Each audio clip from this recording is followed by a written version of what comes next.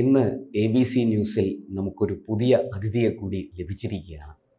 അദ്ദേഹം ABC ന്യൂസിൽ പുതിയ ആളാണെങ്കിലും പൊതുരംഗത്ത് നിറഞ്ഞു നിൽക്കുന്ന ഒരു മഹാവ്യക്തിത്വമാണ് സ്വാമി ഡോക്ടർ ഭാർഗവറാം. ഹിന്ദു സംഘടനകളോടൊപ്പം കേരളത്തിൽ നിരവധി വർഷങ്ങൾ പ്രവർത്തിച്ച പാരമ്പര്യവും അനുഭവ സമ്പത്തും അദ്ദേഹത്തിനുണ്ട്. സ്വാമിജി നമസ്കാരം. സ്വാഗതം. അങ്ങ് നിരവധി ഏതാണ്ട് എനിക്ക് തോന്നുന്നു 1-2 വർഷം കഴിഞ്ഞു എന്ന് തോന്നുന്നു ഇങ്ങനെ ഒരു ചാനൽ. അതെ, ഞാൻ ചാനൽ 4കളിൽ ഇപ്പോൾ ചെല്ലാറില്ല.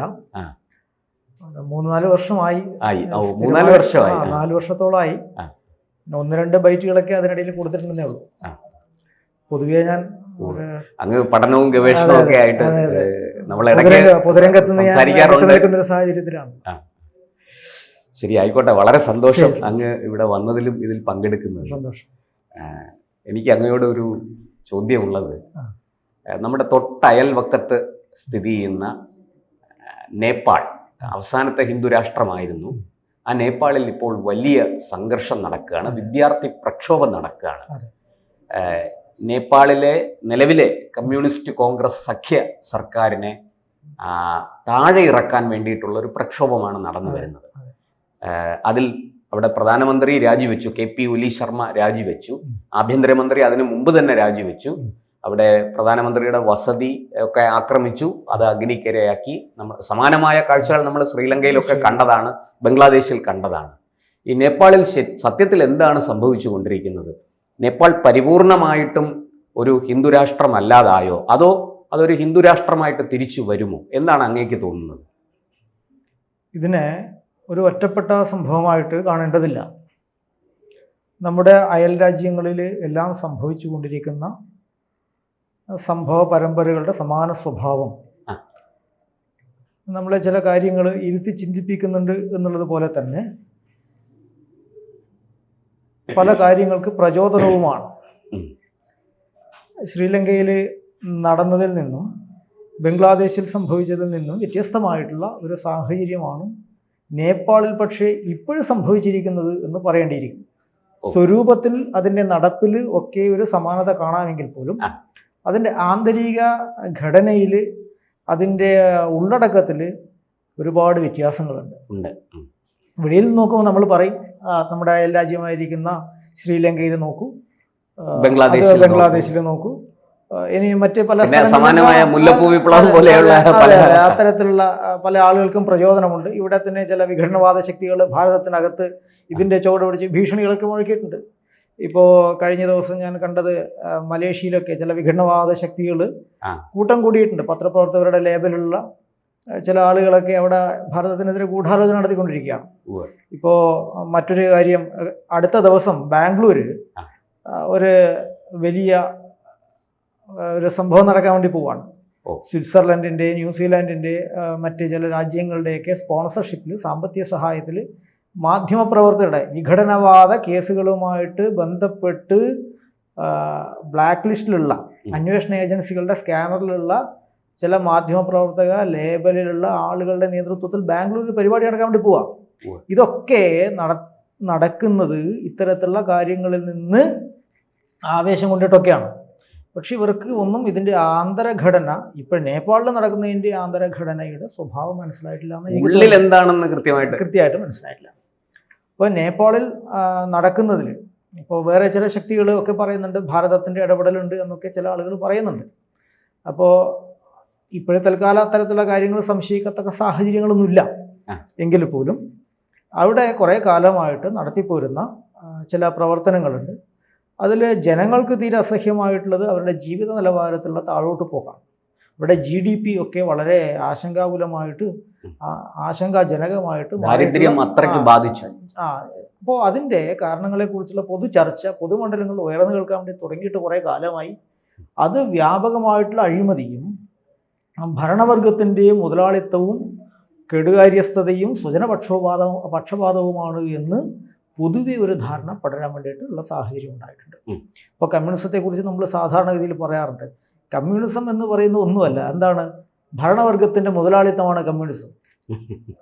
ഇവിടെ ചൈനയിൽ നോക്കൂ, ഭരണവർഗത്തിൻ്റെ മുതലാളിത്തമാണ്. നിങ്ങൾ നോർത്ത് കൊറിയയിൽ നോക്കൂ, എവിടെയൊക്കെ കമ്മ്യൂണിസം ഉണ്ടായിട്ടുണ്ടോ, കമ്മ്യൂണിസ്റ്റ് മാതൃകകളാണ് എന്ന് നമ്മൾ ഉയർത്തി കാണിച്ചിട്ടുണ്ടോ, അവിടെയൊക്കെ തന്നെയും സത്യത്തിൽ സംഭവിച്ചിട്ടുള്ളത് ഭരണവർഗത്തിൻ്റെ മുതലാളിത്തമാണ്. കേരളത്തിലും അങ്ങനെയൊക്കെ തന്നെയാണ്. അപ്പോൾ ഇത് തന്നെയാണ് കൂട്ടുകക്ഷി ഭരണമാണ് എങ്കിൽ പോലും ചൈനീസ് അനുകൂല നേപ്പാളി ഭരണകൂടത്തിൻ്റെ പൊതു സ്വഭാവമായിട്ട് നമുക്ക് ചിത്രീകരിച്ച് കാണിക്കാൻ വേണ്ടി കഴിയുന്നത്. അവിടെ ഭരണവർഗത്തിൻ്റെ മുതലാളിത്തം, വെറും മുതലാളിത്തമല്ല, മുതലാളിത്ത സ്വഭാവത്തിലുള്ള പൊതു മുതലിൻ്റെ ചൂഷണം, കൊള്ളയടിക്കൽ അതാണ് സംഭവിച്ചുകൊണ്ടിരിക്കുന്നത്. അപ്പോൾ ഇത് വളരെയധികം പ്രശ്നകലുഷിതമായിട്ടുണ്ട്. ഇതാണ് പെട്ടെന്നുണ്ടാകുന്ന ഒരു സാധാരണക്കാരനെ ബാധിക്കുന്ന പ്രശ്നം. മറ്റൊരു പ്രധാനപ്പെട്ട പ്രശ്നം, അവരുടെ ദഹിക്കാത്ത ഒരു പ്രത്യയശാസ്ത്രം അവരുടെ മേലെ അടിച്ചേൽപ്പിക്കുന്നു എന്നുള്ള അവരുടെ ബോധ്യമുണ്ട്. ജനങ്ങൾക്ക് ബോധ്യമുണ്ട്. ഇപ്പോൾ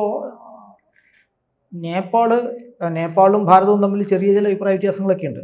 പക്ഷെ എങ്കിൽ പോലും നേപ്പാളിന് ആഭിമുഖ്യം, അവരുടെ സാംസ്കാരികമായിട്ടുള്ള അവരുടെ ചങ്ങലക്കണ്ണികളുടെ ബന്ധം അത് ഭാരതവുമായിട്ടാണ്, ആരുമായിട്ടല്ല, ചൈനയുമായിട്ടല്ല. അപ്പോൾ ഈ ഒരു സ്വത്വബോധത്തിൻ്റെ പ്രശ്നം അവിടെ വളരെ രൂക്ഷമായിട്ട് കുറേ കാലമായിട്ടുണ്ട്. അതായത് പാരമ്പര്യത്തിനോടുള്ള പാരമ്പര്യത.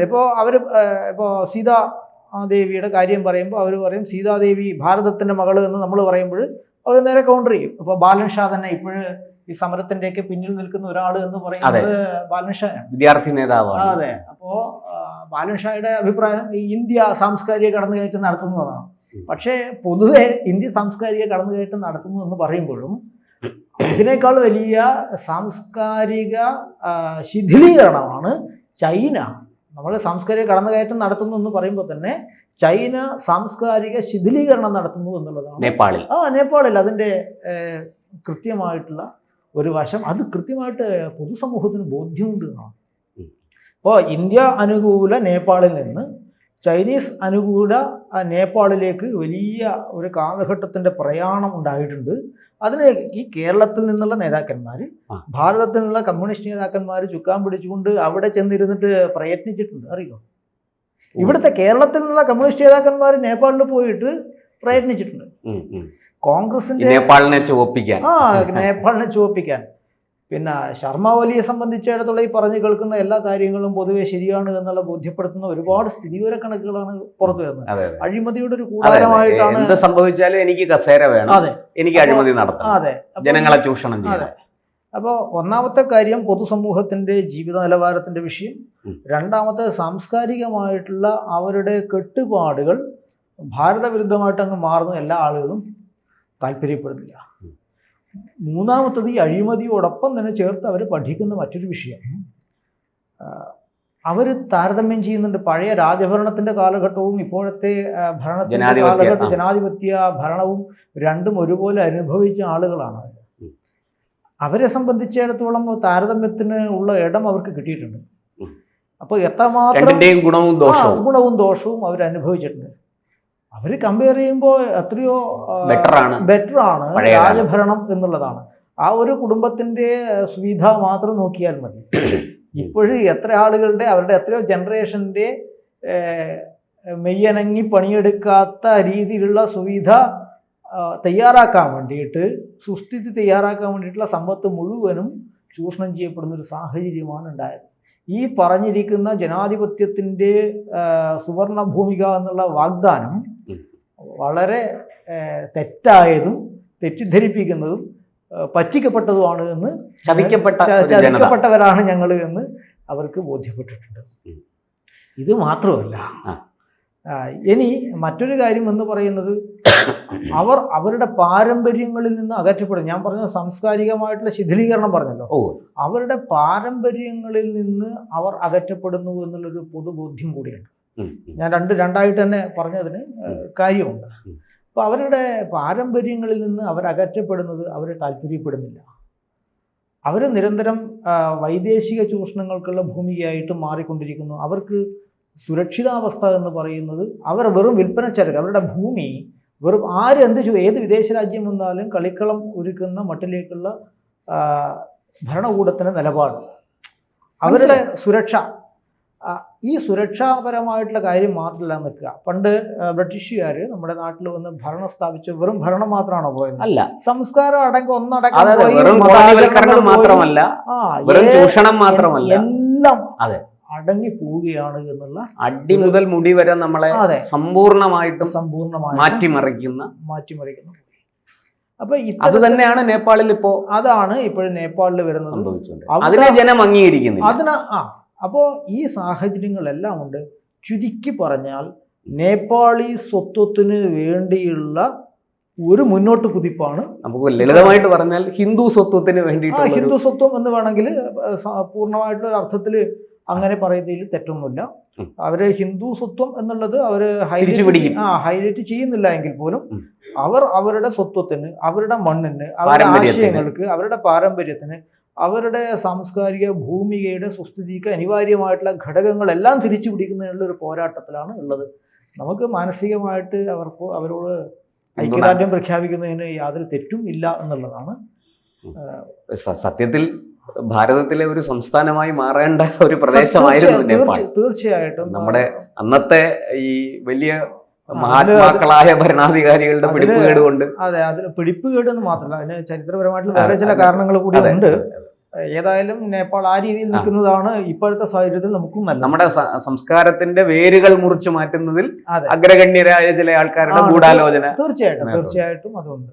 അപ്പൊ ആ ഗൂഢാലോചനയൊക്കെ ഭാവിയിൽ ഒരു പക്ഷെ പൊളിഞ്ഞു പോകും. തീർച്ചയായിട്ടും.